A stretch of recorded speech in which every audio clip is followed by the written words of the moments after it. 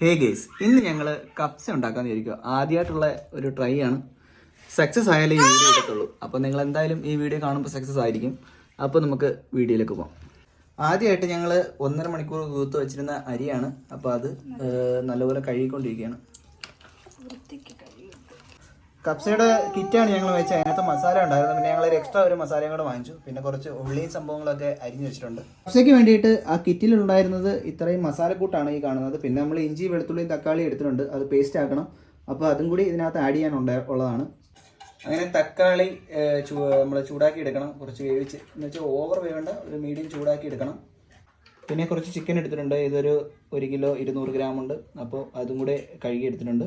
പിന്നെ ഉള്ളി ചെറുതായിട്ട് അരിഞ്ഞത് കുറച്ചെടുത്ത്. നമ്മൾ കപ്സയ്ക്ക് വേണ്ടിയിട്ട് ശരിക്കും ഇങ്ങനെ ഫ്രൈ ചെയ്യേണ്ട ആവശ്യമില്ല. ഞങ്ങൾ പിന്നെ ആ ഒരു ഇച്ചിരൂടെ ഒന്ന് ഫ്രൈ ആയിട്ട് വരാൻ വേണ്ടിയിട്ട് നമ്മൾ ഫ്രൈ കഴിക്കാമെന്ന് വിചാരിച്ചിട്ടാണ് നമ്മൾ ചിക്കൻ ഒന്ന് ചെറുതായിട്ടൊന്ന് ഫ്രൈ ആക്കുന്നത്.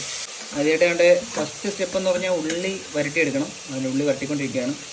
നമ്മൾ ഉള്ളി വരട്ടിയതിൻ്റെ കൂടെ ആഡ് ചെയ്തേക്കുന്നത് കുരുമുളക്, ഏലക്ക, ഇഞ്ചി വെളുത്തുള്ളി പേസ്റ്റ്, പിന്നെ ഒരു ഉണക്കനാരങ്ങ. അത് നമ്മൾ കിറ്റിൻ്റെ കൂടെ ഉണ്ടായിരുന്ന ഉണക്കനാരങ്ങ നമ്മൾ അതും കൂടെ ചേർത്തിട്ടുണ്ട്. പിന്നെ കുറച്ച് ഉപ്പും കൂടി. അടുത്ത് നമ്മൾ ആഡ് ചെയ്യാൻ പോകുന്നത് ഇതിനകത്തേക്ക് തക്കാളി പേസ്റ്റാണ്. തക്കാളി പേസ്റ്റ് നമ്മൾ ആഡ് ചെയ്ത് കൊടുത്തു. എന്തൊക്കെയാണ് ആഡ് ചെയ്തിട്ടുള്ളത്? ഇതിനകത്ത് ഇഞ്ചി വെളുത്തുള്ളി പേസ്റ്റ്, ഉപ്പ്, പിന്നെ ഏലക്ക, കുരുമുളക്, പിന്നെ ഉണക്കനാരങ്ങ, പിന്നെ ഇതിനകത്ത് തക്കാളി നമ്മൾ വേവിച്ചിട്ട് മിക്സിയിൽ ഉടച്ച്, പിന്നെ ചിക്കൻ ക്യൂബ് ചേർത്ത്, പിന്നെ അവരുടെ തന്നെ മസാല ഉണ്ട് കിറ്റിനകത്ത്, അതിന് കപ്സ മസാലയും ചേർത്ത്. എന്നിട്ട് നന്നായിട്ട് വരട്ടി നല്ലപോലെ മിക്സ് ആയതിനു ശേഷം അടുത്ത സ്റ്റെപ്പിലോട്ട് പോകണം. ഓക്കെ, നമ്മൾ വരട്ടി വെച്ചിരുന്ന ഉള്ളിയിലേക്ക് നമ്മൾ ചിക്കൻ ആഡ് ചെയ്ത് കൊടുത്തു. ഫൈനലി നമ്മൾ ഇതിനകത്ത് റൈസും ആഡ് ചെയ്തു. ഇനിയിപ്പോൾ ഒരു 1 അവർ നമ്മൾ ലോ ഫ്ലെയിമിൽ വെച്ചിട്ട് വേവിച്ചിട്ട് പിന്നെ നമുക്ക് ഉപയോഗിക്കാം.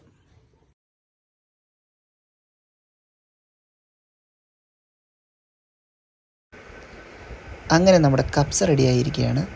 ഇനി ഇത് കഴിച്ചിട്ട് ബാക്കി അഭിപ്രായം പറയാം. കുറച്ച് കപ്സയും കുറച്ച് സലാഡും കുറച്ച് പപ്പടവും ഒക്കെ മിക്സ് ചെയ്ത് കഴിക്കാം. ആക്ച്വലി ഇതിൻ്റെ കൂടെ മയോണീസ് ആയിരുന്നു ഉണ്ടാക്കേണ്ടത്. മയോണീസ് ഉണ്ടാക്കാൻ ടൈം കിട്ടിയില്ല, അതുകൊണ്ടാണ് സലാഡ് ആക്കിയത്. അടിപൊളി, സെറ്റായിട്ടുണ്ട് മസാലയൊക്കെ.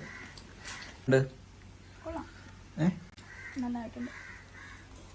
നമ്മൾ കടയിൽ നിന്ന് കഴിക്കാൻ ഞാൻ അങ്ങനെ ഡീറ്റെയിൽ ആയിട്ട് കഴിച്ചില്ല. ഇത് കൊള്ളാം. അങ്ങനെ പ്രത്യേകിച്ച് കറികളൊന്നും വേണമെന്നില്ല. ആദ്യമായിട്ടല്ലേ കഴിക്കുന്നത് കപ്സ? പ്രത്യേകിച്ച് കറികളൊന്നും വേണമെന്നില്ല. ഒരു റൈസ് തന്നെ. സോറി, ഞാൻ നേരത്തെ മന്തി എന്നാണല്ലോ പറയുക. കപ്സയാണ് ഇത് ശരിക്കും കേട്ടോ. മന്തിയല്ല, കപ്സയാണ്.